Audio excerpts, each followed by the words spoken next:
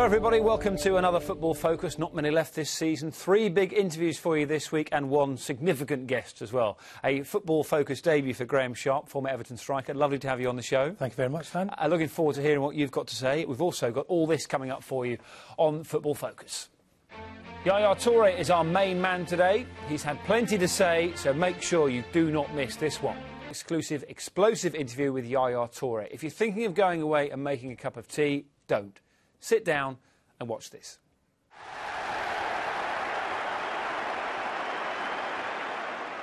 I grew up in a part in Ivory Coast where life was not so easy for them, but they allow the kids to go to play, you know, to enjoy sport, enjoy football in the different part of the city where we've been. And since I start to learn football in the academy, I start to dream about playing one day in a big club in the world. If you want to be a big player one day, if you want to be a professional, you have to play in Europe, and you have to, you know, make yourself proud and as well your family. What makes a great player? Great player is all about cleverness, all about his mind, thinking 1 second before the ball is coming, and that's the point. I take example like Xavi, because Xavi is all about technique, vision, but when he make a pass, it only means something, you know, and that's where they said those players are the best in the world, and that's why we said those players are unique. When we talk about the best players in the world, we normally only talk about strikers. Yeah, I think it's true, you know, because no, it's not because I'm a midfielder, but for me, I think the heart of all the team and the point of the team is all about the midfielder, you know. It's not fair sometimes to say, okay, the bigger player, the best player being the scorer.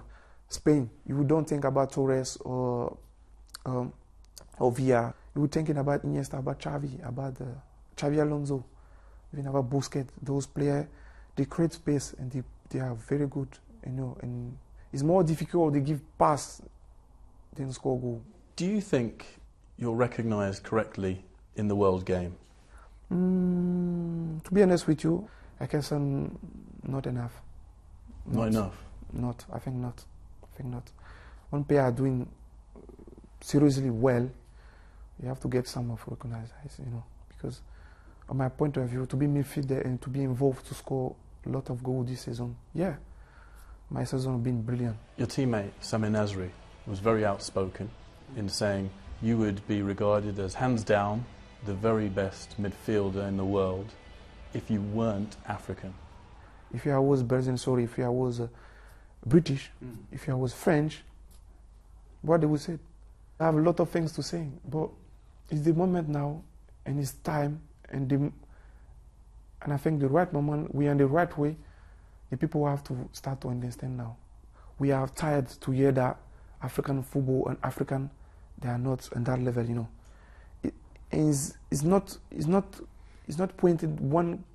It's not pointing one country in Africa. It's pointing in the continent. I'm very proud to be African. I want to defend African people. I want to show that to the world the African player can be much as good as the European are, much good as South American are. But it's all about decision, is all about appreciation, is as well is all about recognition. And the mind of people, they think the African like animals. We are not human beings. I have my legs as well. I'm tired as well. I feel tired sometimes.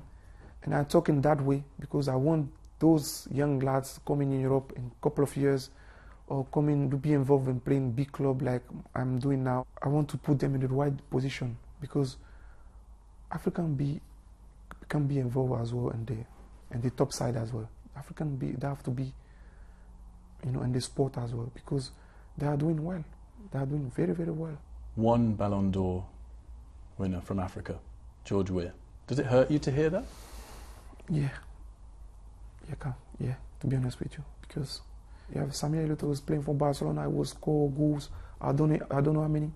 DJ Drogba as well, fantastic player. He was doing fantastic well with Chelsea. I think those players are more than legend for me. What they done in Europe is unbelievable. Those players, they are not recognized enough because they have African. But we can say this about color. We're always in the phone. We're always speaking together. So you all feel it? Definitely. And my job is try to try to tell people they have to look in the African differently now.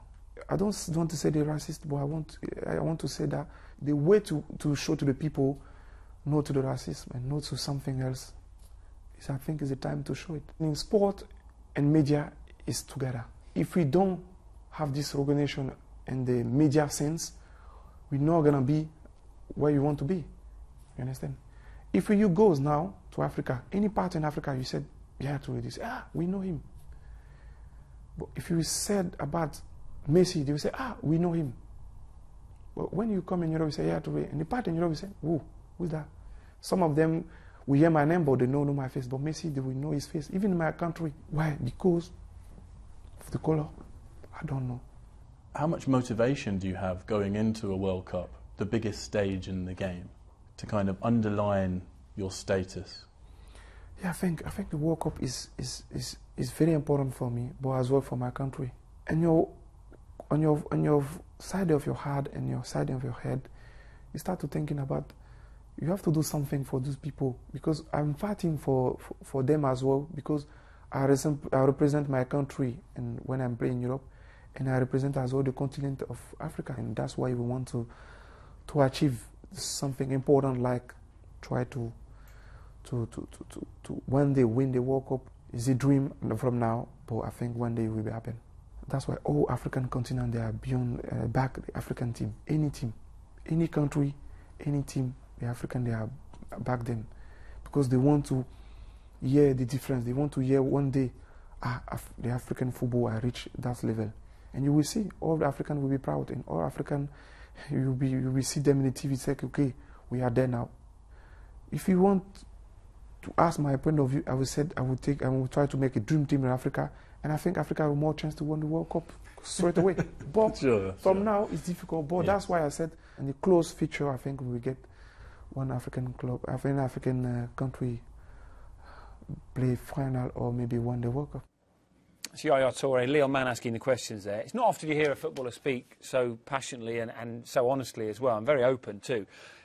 Do you think that the central point there about African players being discriminated against, is that a fair one? I don't think so. You know what? He mentioned Samuel Eto'o, you know, what a wonderful player, but, you know, looking through the past, you know, there's been some fabulous players, you know, and there's been great African players in the Premiership, you know, but just to reach that, and he said something there about, you know, strikers get more recognised than midfield players. To a certain extent, I agree with that, but when you're up against at the moment, you know, Ronaldo and Messi, you know, they don't just score goals, they're all round, they make goals, they cross, you know, from wide areas, they link in midfield. So it's really, really difficult, you know, again, personal glory. Everybody recognises Yaya Toure as a fantastic footballer, not just at Manchester City, obviously Barcelona as well. So, you know, I'm a little bit surprised that, you know, that he's come out and saying it's like it's an African thing. We all recognise he's the wonderful players, and we always recognise the wonderful players that you know Africa has produced in the Premier League. Interestingly, Samuel Eto'o was on the Ballon d'Or shortlist in 2005. There is a list of 6 Premier League players for Player of the Year in this country. Yaya Toure is on there, but most people seem to assume that Luis Suarez will be the man to take that this season. Probably, you know. Again, a striker, which may back up Toure's exactly. point. I think you look at the situation with Suarez, and at the beginning of the season he was suspended, and he's come in and he's really done really well. Yaya Toure has been instrumental in Manchester City, you know. But you probably look at Manchester City now and say, David Silva, you know, has probably had more of an effect, you know, in the final third of the season. He's not on that list. He's not on that list, so it's a really difficult one, you know, to pick a player. I think Suarez may well get it, you know, but I think Yaya Toure has had a decent season for Manchester City, but I don't think there's any prejudice in that. Nice. So, Graeme Sharp, thank you very much. What a debut, very solid. Thank you. Don't forget you can follow all the action from this weekend's matches on Final. I thought you'd like to know. BBC Sport website, Twitter, Facebook, Instagram. Don't forget Final Score as well. We shall see you soon for another Football Focus.